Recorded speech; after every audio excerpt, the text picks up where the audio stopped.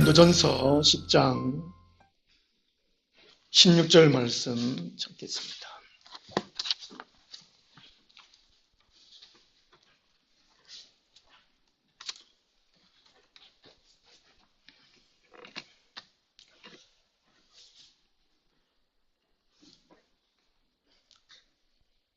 우상 숭배하는 것이 무엇을 의미해 주고 있는가 하는 것을 말씀해 주고 있습니다.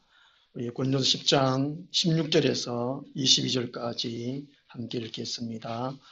우리가 축복하는 바 축복의 자는 그리스도의 피에 참여함이 아니며 우리가 떼는 떡은 그리스도의 몸에 참여함이 아니냐. 떡이 하나요 많은 우리가 한 몸이니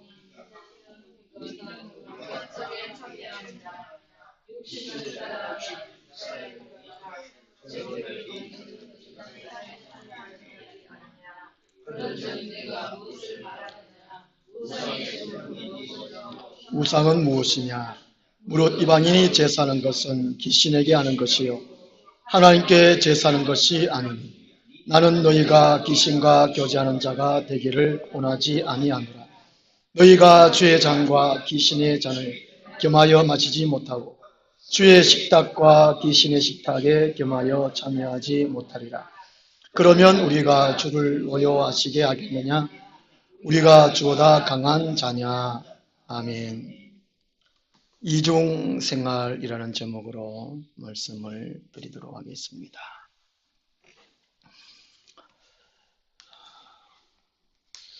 요즘 참 살기가 참 많이 힘든 것 같습니다.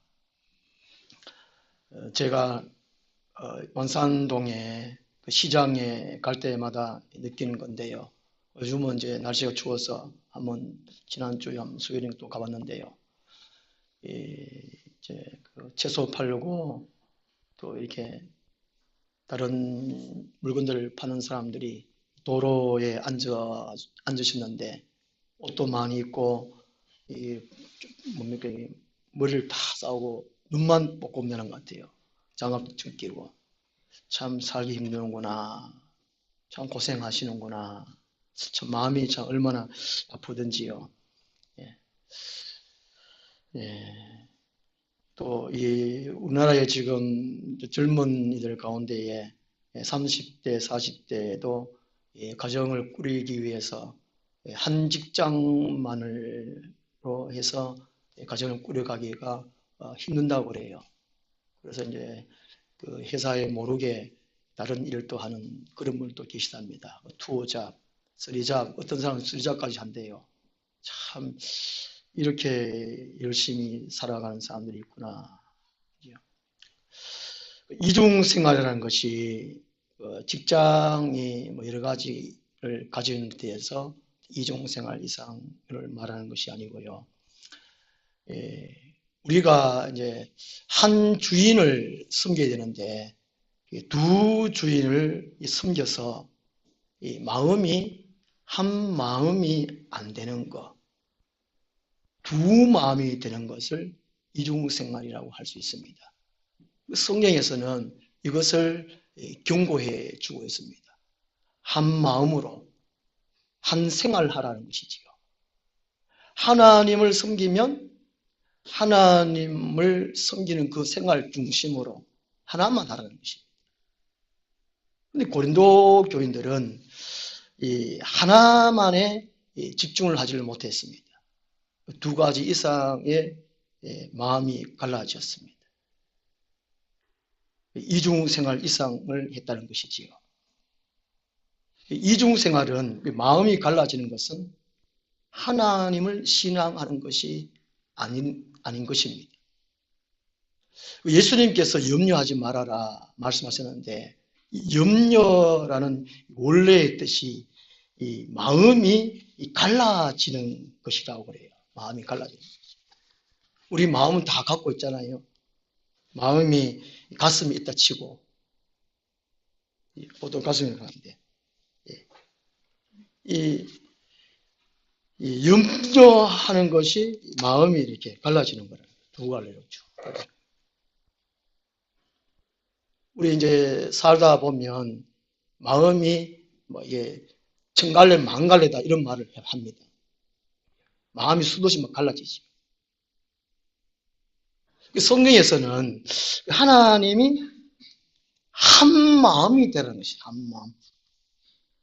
고린도 교회도 한 마음이 되라고 권면도 했습니다. 이 한 마음이 한 생활이라는 것입니다. 하나님을 신앙하는 사람들은, 예수님을 주인으로 모신 사람들은 한 마음이고 한 생활입니다. 무엇을 하든지 다 예수님께 집중되어 있습니다. 예수님을 중심으로 생각하고 예수님 중심으로 말하고 행동하고 그 일을 하게 되는 것입니다. 마음이 갈라지는 거죠. 고린도 교인들은 이 마음이 여러 갈래 있습니다. 우상 숭배로 갈라지고 또 자기 자랑하는 것에도 갈라지고, 그죠? 여러 가지로 막 갈라졌습니다. 그래서 고린도서 1장 10절에 보면요, 모두가 같은 말을 하고 너희 가운데 분쟁이 없이 같은 마음과 같은 뜻으로 온전히 합하라 라고 말씀했습니다. 고린도 교회는 한 마음이 안 됐어요. 한 생활이 안 되었다는 것이지요.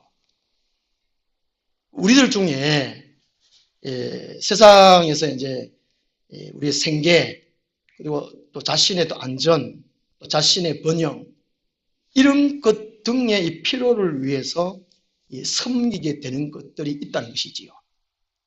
이런 자기 자신에게 생계, 안전, 번영 이런 것 등의 필요를 위해서 어떤 것을 섬기게 된다는 것이지요. 그러면 한 마음이 안 되고, 그것은 신앙생활이 안 되고 종교생활이라는 것이죠. 교회를 다녀도 신앙생활을 하지 못하고 종교생활을 하는 사람이 있다는 것입니다. 옛날에 불교 중심으로 우리가 조선시대 때, 뭐 또 고려시대 때 할 때에 불공 들으러 간다는 말을 합니다. 나라가 되게 어려울 때에 왕이 아니면 왕비가 가든지 불공 들인다 하든지. 저도 어릴 때에 제 할머니 종교 들었습니다. 불공 들으러 절에 간다. 자기 자신을 믿는, 자기 자신이 주인 된 사람도 두 마음이에요. 두 마음 이상이라는 것이죠. 오늘 이 본문 말씀에서 고린도 교인들이 두 마음 이상 된 거, 우상 숭배하는 것에 대해서 바울이 권면해 주고 있습니다. 이중 생활을 해서는 안 되는 이유, 그것을 말씀해 주고 있습니다. 한 마음만 되는 것이죠. 왜 이중 생활을 해서는 안 되냐면요, 첫 번째가 섬기는 대상과 관계를 맺기 때문에 그렇다는 것입니다. 16절에서 18절까지가 바울이 주의 만찬의 의미를 역설해 주고 있습니다. 성만찬, 주의 만찬, 이것을 설명해 주면서 우상 제물을 먹는 행위가 궁극적으로 어떤 결과를 가져오는가 하는 것을 말씀해 주고 있습니다. 고린도 교회 사람들이 우상 숭배를 했는데, 우상 숭배의 그 모습, 그 상태, 그 결과, 그것을 예수님께서 제정하신 이 성만찬을 역사를 함 통해서 가르쳐 주고 있다는 것이지요. 16절을 보면요, 우리가 축복하는 바, 축복이라는 단어가 있습니다. 율로기아스라는 단어인데요, 찬사나 복을 빌어주는 것을 뜻한다고 합니다. 성만찬 때에 복을 빌어주는 것이 있었다는 것이지요. 우리가 이제 1년에 2번 합니다만은 성찬식을 합니다. 그때에 축복을 한다는 것이지요. 하나님께 복을 빌어주는 행위라는 것입니다. 그 성만찬이. 그 축복이라는 단어가 복을 빌어주는 겁니다. 복을 비는 것입니다. 이 하나님의 축복하면은 그거는 하나님을 만으로 여기는 것입니다. 하나님을 없인 여기는 거예요. 이 생각 없이 이 단어를 사용하면서 참 많습니다. 꽤 많습니다. 바르게 가르쳐야 할 목사님들조차도 이 축복이라는 단어를 함부로 막 써요. 그래 놓고는 고유명사다. 이렇게 또 이게 말하면서 그냥 써요. 하나님 축복을 하면 하나님 위에 어떤 또 신이 있어서 하나님이 또 그 신에게 빌어가지고 복을 내린다 그 말이거든요. 그러니까 축복이라는 단어를 하나님께 쓰면 안 돼요. 성경에도 구분해서 쓰고 있습니다. 축복은 사람이 하는 거예요. 사람. 하나님께 복을 할 때는 하나님 그냥 복, 아니면 하나님의 만복, 만 가지의 복, 충만하다는 복, 만복. 복을 내려주소서, 강복해 주소서, 이렇게 해야 되고. 사람끼리는 축복합니다. 축복해 주세요. 목사님 축복해 주세요. 이렇게 해야 돼요. 이게 정상이에요. 건강한 교회는 이런 말이 많아야 돼요. 목사님, 저를 축복해 주세요. 그 말, 이 부탁이 많아야 돼요. 그게 건강한 교회예요. 집사님, 나를 좀 축복해 주세요. 요즘 힘들어요. 어려워요. 축복해 주세요. 이 건강한 교회입니다. 건강한 교회. 이런 말, 이게 성도의 교제관 가운데 하나거든요. 그리고 이 축복의 잔이 있습니다. 축복하는 바 축복의 잔은 유대인들이 술잔을 들 때에 이 복을 빌어주는 이 간습이 있었다고 하는데요. 6월절 때는 이 4잔을 있었다고 합니다. 4잔을 마셨다고 그래요.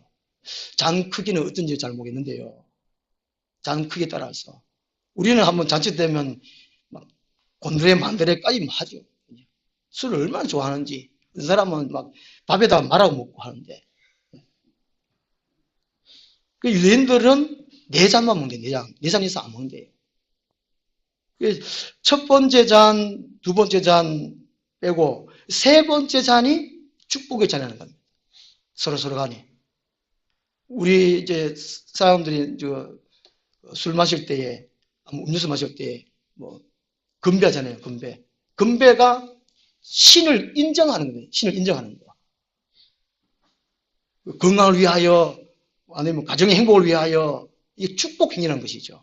그렇듯이 유대인들도 네 잔을 마시는데 세 번째 잔에 이 축복의 잔이라고 했다고 합니다. 그래서 이제 우리가 축복하는 바 축복의 잔은 그 말이거든요.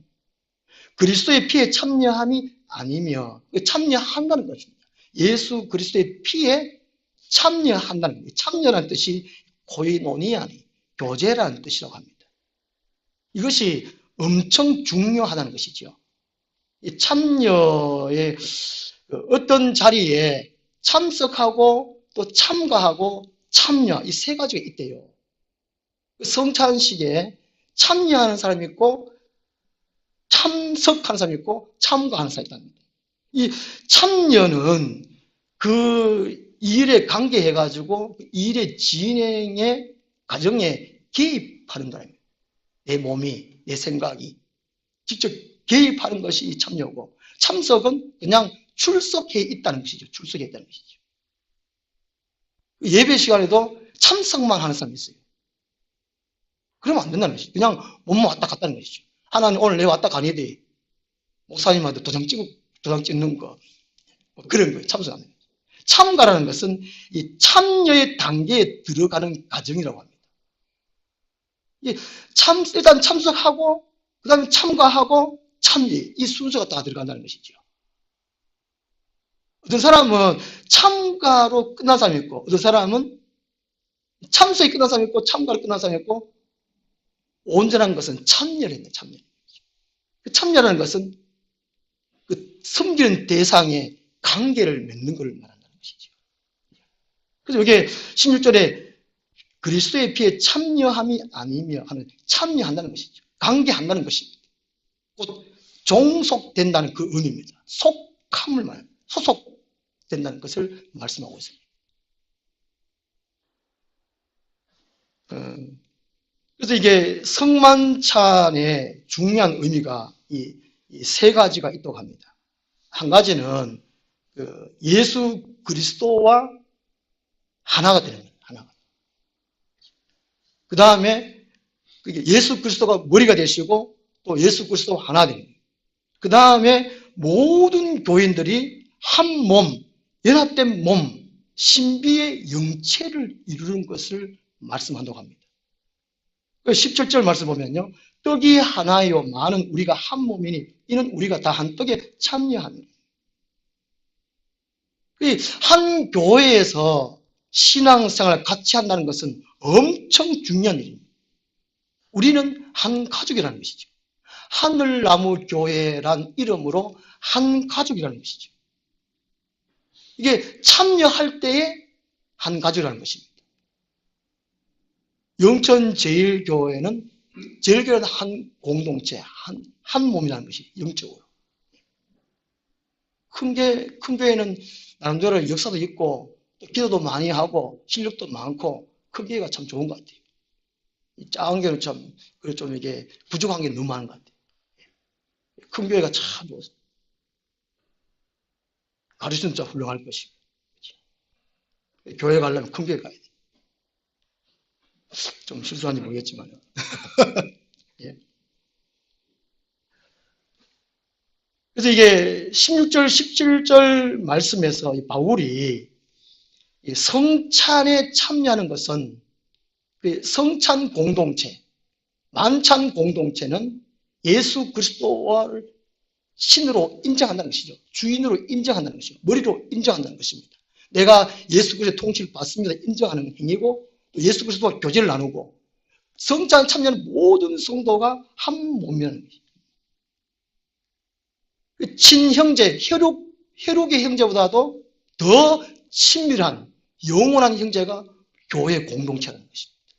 얼마나 귀중한지 모릅니다. 우리는 남이 아니에요. 정말 남이 아니라니까요. 함께 천국 갈 사람들입니다. 그래서 이 식탁 공동체, 기쁨도 슬픔도 함께 나누는 것입니다. 우리 가정에서 이제 가족에 한 4식구 이상 된다 치면, 뭐 3식구, 4식구 이상 되면 좋은 일도 안 좋은 일도 슬픈 일도 다 함께 합니다. 뭐 아들이 나쁜 죄 지었으면 집 나가라 이 새끼야.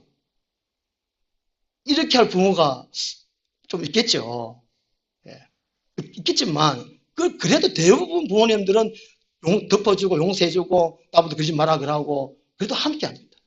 또 이게 또 한 가정에 있어서 몇 식구가 무슨 문제가 있으면 함께 얘기 나누고 함께 또 고민을 하고 함께 또 풀어가는 거예요. 이게 공동체라는 것이죠. 가족 공동체. 이게 이 바울이 16절, 17절에 이게 이렇게 말씀하시는 것이 이 교회 공동체가 그만큼 중요하다는 거죠. 그리고 이게 참여하는 자체가 소속감이에요, 소속감. 너무나 중요한 것입니다.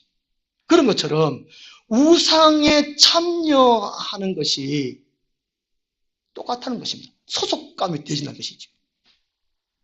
예수님을 믿는다고 하면서도 우상에 하면 거기도 성기게 된다는 것입니다. 이게. 거기와 하나가 된다는 것이죠.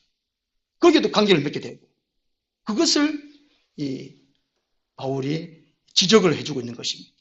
18절 말씀에는요, 예, 구약 시대의 제사를 또 이게 설명을 드려요.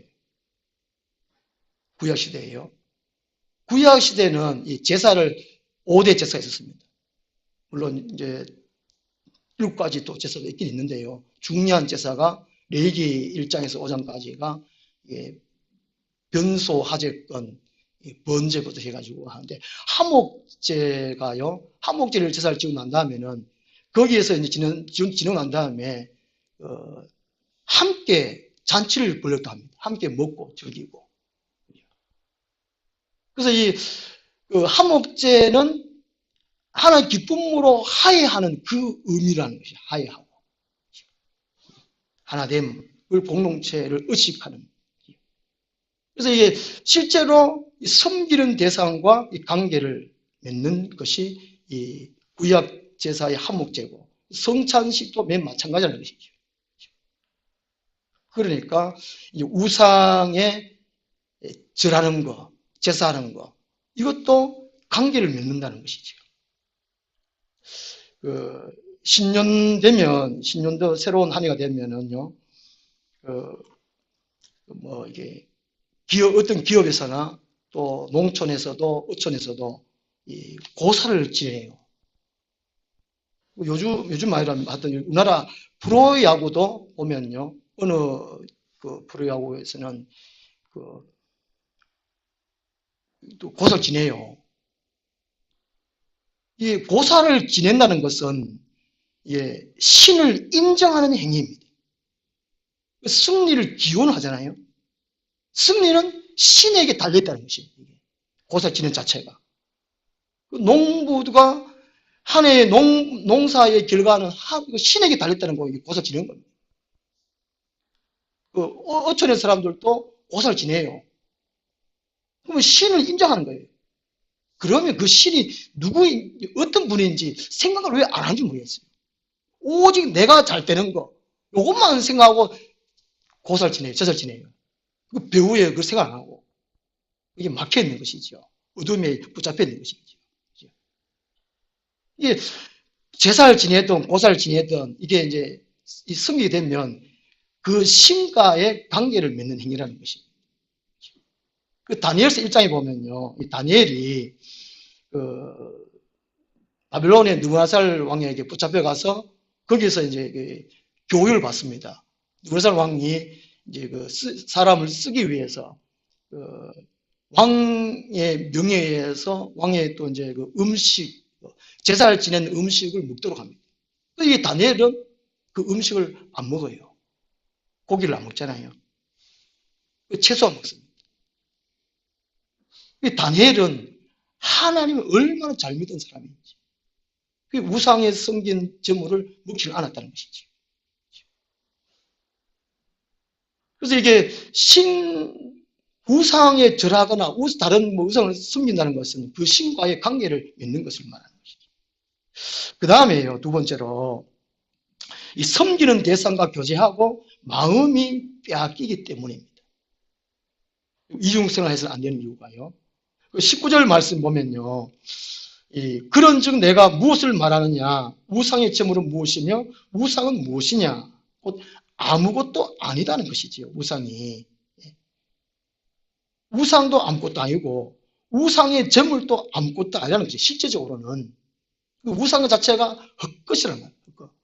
에이돌로티톤, 아무것도 아니라는 거, 헛거라는 것입니다. 그런데 무엇이 문제라 하면 20절 말씀입니다.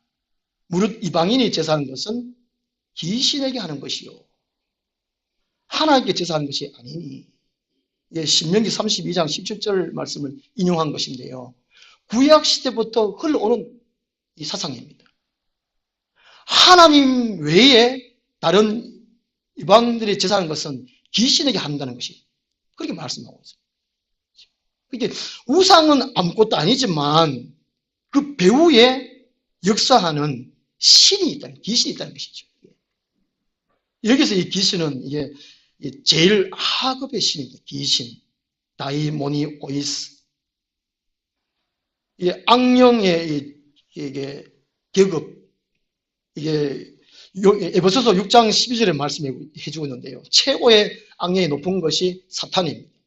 그 다음에 공중 권세 잡은 자들, 그 다음에 이제 지역을 잡은 자들이 있습니다. 그 다음에 귀신들이 각 사람에게 붙어있는, 괴롭히는 귀신.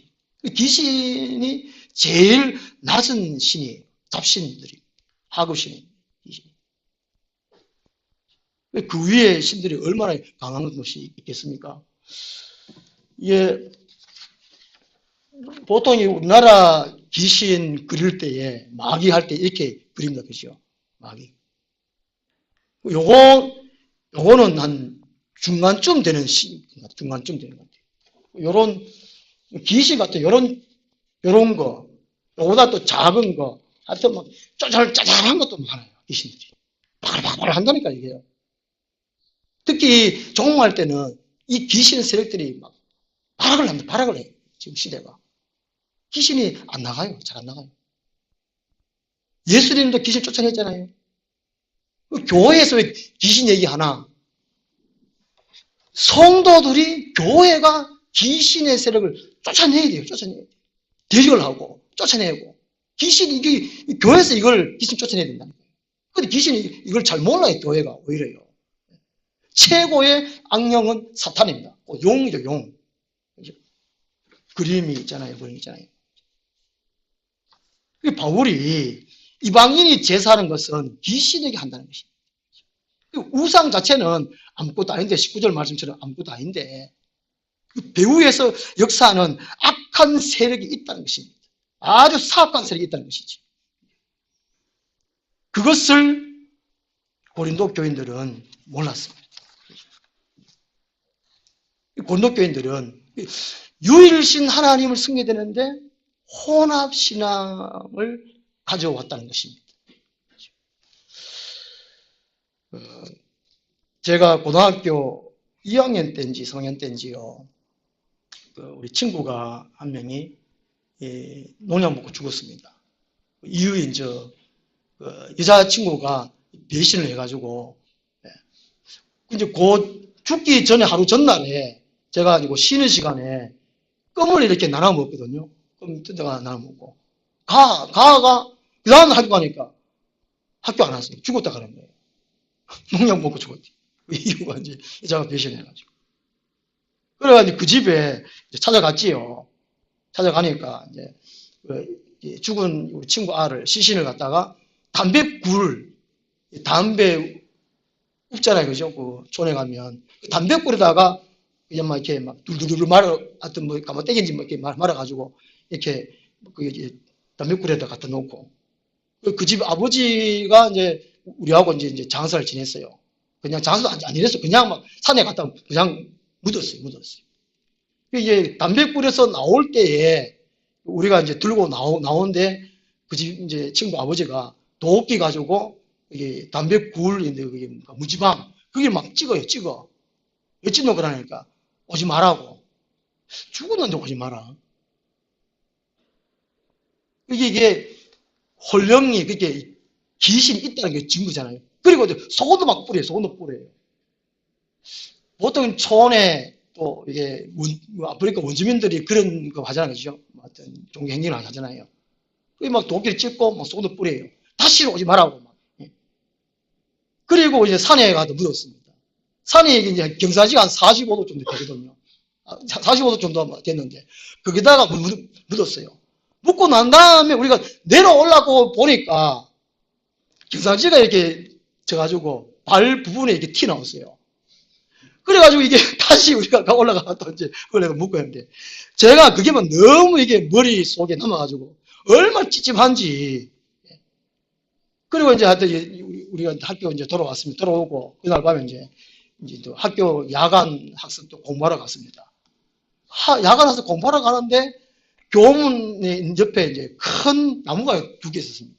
큰 나무인데 거기서 가가 툭 떨어지는 거예요. 제가 막 얼마나 놀랐던지 깜짝 놀랐죠. 제가 그때는 성인책을 없고 찬송화 책을 늘 들고 다녔습니다. 저는 믿음 좋아가지고 찬송 들고 다니는 게 아니고 성인책 들고 다니는 게 아니고 무서워가 제가 들고 다녔다고 제가 말씀드렸잖아요. 항상 이제 찬송화 들고 다녔고 그때 그랬는데 가가 뚝 떨어가니까 이야 이게 다시 거기 자취방에 돌아갈 수도 없고 교실까지 가려니까 또 너무 멀고 달달달달 떨고 이게 어떻게 할 방법이 없는 거예요. 그래 막 쥐야 하면서 제가 이게 가방에서 찬송화 꺼내가지고 이거 앞에 딱 놓고 주기도 막 외우면서 교실까지 갔다 합니까. 교실까지 문 여는데 막 옷 있잖아요. 이게 막 들럭 땡기는 것도 하고 아이고 얼마나 막 무섭고 섬찟하고 막 그런지 그랬다니까요. 사람들이 섬찟함을 느낀다, 두렵다는 것은 영적 존재가 있다는 증거입니다. 밤길 가다 보면 이렇게 머리 막 쓰잖아요. 막 이동 쓰잖아요. 막 쓰잖아요. 무섭잖아요. 그게 영적 존재가 있다는 증거예요. 그럼 사람들이 그게 무엇인가 생각을 해야 되는데 어떤 존재인지 어디서 생겼는지 그걸 왜 생각을 안 하는지 모르겠어요. 그냥 뭔가 있겠다 생각합니다. 제사를 지내면 조상들한테 지낸다 그러는데 조상들은 땅에 묻혔어요. 육신은. 영혼은 갔었어요. 그런데 이게 음식을 차려가지고 어머님 맛있게 드세요. 이게 말이 안 되는 말이에요. 이게 그죠? 그 원리가 뭔지 생각을 해봐요. 생각을. 영적 지식을 생각해 봐야 돼요. 이 고린도 교인들은 이러한 영적 세계에 대해서 무지했습니다. 전혀 몰랐다는 것이죠. 이것이 문제였습니다. 이게 무지는 죄의 열매입니다. 죄의 열매. 모른다는 것은 죄의 열매예요. 호세아서 4장 6절에 내 백성이 지식이 없으므로 망하는도다 말씀하고 있습니다. 모릅니다. 모른다. 이 결코 좋은 것이 아니에요. 자랑할 것이 아니에요. 알아라 그랬잖아요. 알아라. 호세아서 여호와를 알자, 힘써 알자. 또 하나님 우리를 배워라, 가르치라, 배워라. 아는 일에 확신한 데 가라 그랬습니다. 그 고린도 교인들은 몰랐어요. 이게 몰랐어요. 영적 지식 아는 것은 성령의 열매입니다. 영적 지식을 아는 것이 성령의 열매예요. 또 하나님의 큰 복이에요. 이게요. 고린도 교인들이 몰랐어요. 그런데 열왕기상 11장에 보면요, 솔로몬 왕이 이방 여인들을 사랑해가지고 갖가지 이제 우상들이 들어왔잖아요. 갖가지 잡신이 들어왔습니다. 그런데 솔로몬은 알았습니다. 우상은 저라는 것은 이게 죄라는 걸 알았어요. 하나님을 떠나는 걸 알았어요. 두 마음 된다는 것을 알았습니다. 이중 생각한 것도 알았어요. 그런데 처음 솔로몬은 이제 기도를 참 열심히 했지 않습니까? 영성이 떨어지니까 분별력은 전에 이제 잘 승릴 때 분별력을 가지고 있었습니다. 지식은 있는데 영성이 떨어지니까 끌려가는 거예요. 솔로몬이 끌어당겨야 되는데 끌려갔다는 것입니다. 왜냐? 영성이 없으니까. 우리 영이 약하면 끌려가게 돼 있어요. 그래서 에베소서 5장 18절에 성령의 충만함을 받아라 하는 이유가 바로 그것입니다. 날마다 우리 기도해야 할 일이 성령 받아서 세상의 세력이 끌려가는 것이 아니라 우리가 끌고 와서 변화시키는 것이잖아요. 우리 그리스도인들이요. 고린도 교인들은 그걸 하지를 못했어요. 마음이 뺏겼어요. 솔로몬도 마음이 뺏겼단 말이잖아요. 그렇죠?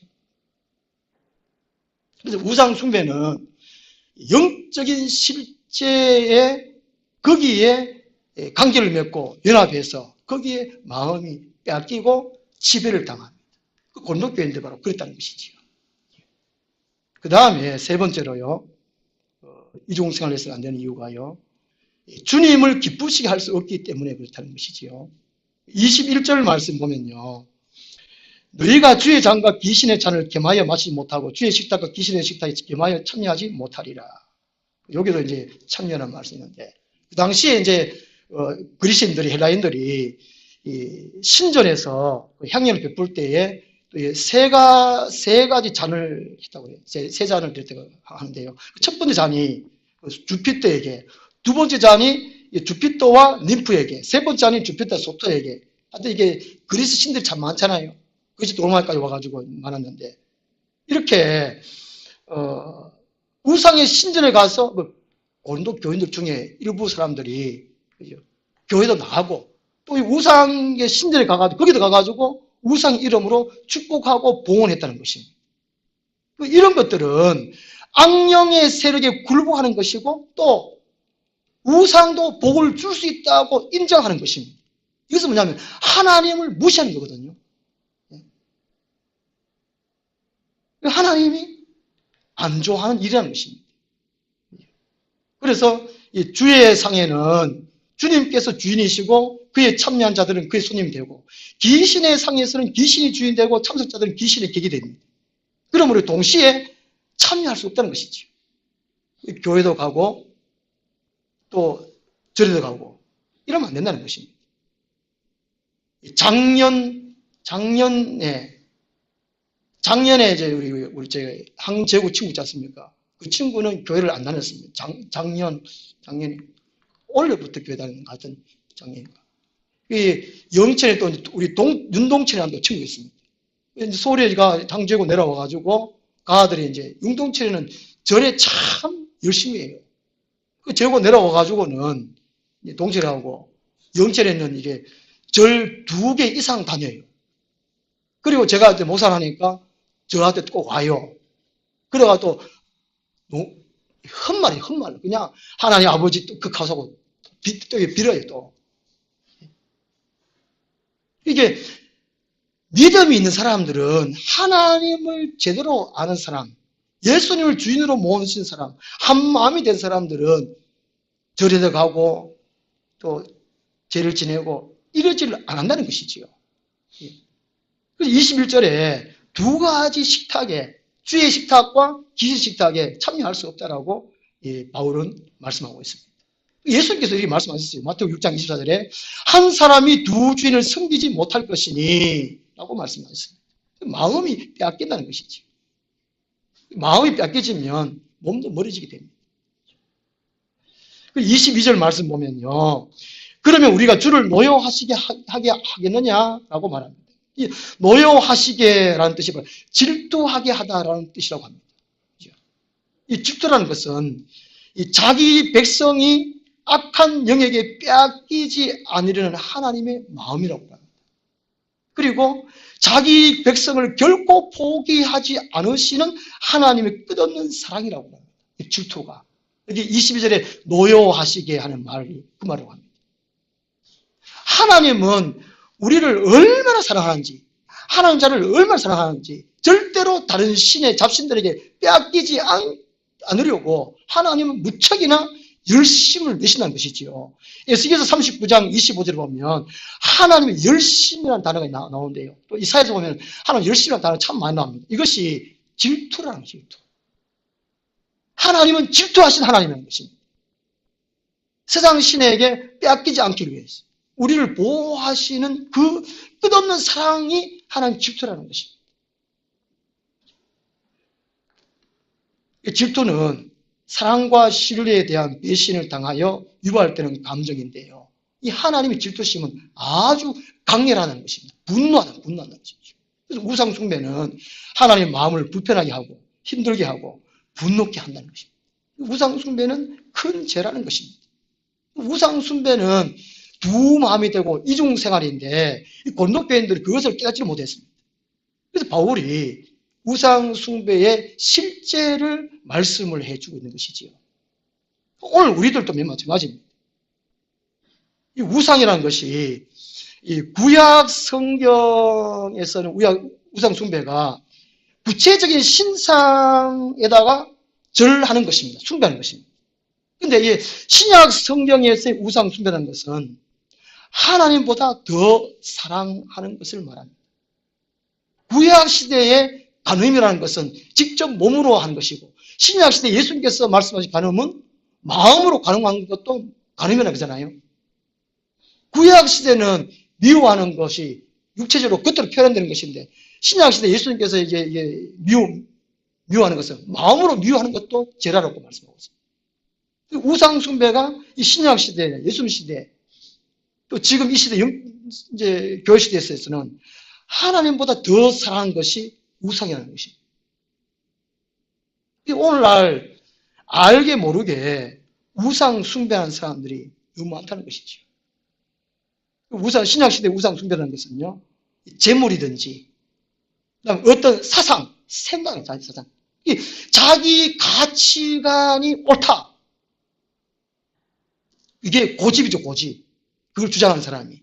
자기 자신이 우상된 사람들이 너무 많다는 것이죠. 자기 자신이 우상된 사람. 이 마지막 때는 자기가 신의 진. 디모데후서 3장 1절부터 종말 때의 현상이 있지 않습니까? 자기를 사랑하며 자기가 우상된다는 것이죠. 하나님만 믿지 않고 자기 자신을 믿는, 자기 자신을 사랑하는 이 우상이라는 것입니다. 그리고 음행, 탐욕도 우상이라는 우상. 로마서 1장 25절, 빌립보 3장 19절, 욕심, 음행, 이거 다 우상숭배라는 것입니다. 이런 신약 시대의 우상숭배는 그러니까 이 두 마음 되기가 더 쉬운 거예요. 이중생활을 하기가 더 쉬운 것입니다. 이게 교회에 열심히 하지 못한 사람은 이중생활을 하게 되었다는 것입니다. 두 마음 되게 되어 있다는 것입니다. 오늘 우리들이 한 마음이냐? 예수님께 대한 한 마음이냐? 교회 생활, 우리 성도가 열심으로 신앙생활을 하지 아니하면 이게 두 마음 된다는 것입니다. 이게 안일한 태도의 적당한 신앙생활은 우상을 섬기는 결과를 낳게 된다는 것입니다. 여호수아서 24장 15절 말씀 보면요, 이 여호수아가 아주 신실한 믿음의 사람인 것을 볼 수 있는데요, 이 광야 생활 동안에 이 모세와 만나서 모세에게 배우지요. 모세에게 하나님은 어떤 분이신지, 또 하나님이 무엇을 원하시는지, 무엇을 싫어하시는지 철저하게 사준다고 배웁니다. 그리고 가나안 정복 한 20년 동안, 한 18년에서 20년 동안 가나안 정복을 했다고 그래요. 지도자 생활을요. 한 60년 동안 이 여호수아는 철저하게 하나님이 어떤 분이신지, 그리고 이 믿음이 뭔지, 신앙이 뭔지, 신앙 생활이 뭔지 철저하게 알았어요. 그래서 임종할 때쯤 돼서 여호수아가 임종할 때쯤 돼가지고 세겜으로 이스라엘 백성들 다 모아요. 고별 설교를 합니다. 그때에 여호수아서 24장 14절에 여호수아가 이렇게 말합니다. 그러므로 이제는 여호와를 경외하며 온전함과 진실함으로 그를 섬기라. 너희의 조상들이 강 저쪽과 애굽에서 섬기던 신들을 치워버리고 여호와만 섬기라. 이중생활을 할 수 있는 두 마음 되는 이런 잡신들을 치워버리라는 것이죠. 오늘 우리들 입장에서 보면은 나를 사랑하는 거든지, 다른 뭘 좋아한다든지, 탐욕이 있든지, 음해하든지, 그 모든 우상적인 이걸 다 집어치워버리라는 것이죠. 다 치워버리는 것이죠. 그리고 15절에 너희들 좀 택해라 하고 난 다음에 오직 나와 내 집은 여호와를 섬기겠노라 말씀합니다. 여호수아의 신앙이 얼마나 훌륭한지. 고린도 교인들은 이런 자기들 나름대로는 신앙생활을 잘한다고 했습니다. 그런데 이 바울이 보기에는 이중생활을 하고 있습니다. 두 마음을 갖고 있었다는 것이죠.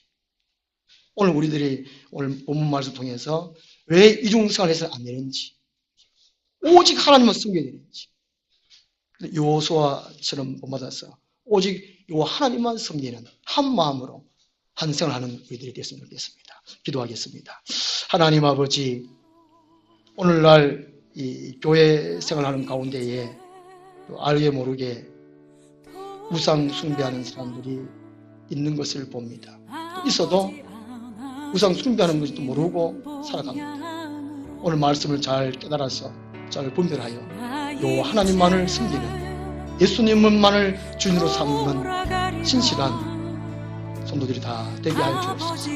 예수님 이름으로 기도드리옵나이다. 460절. 나 이제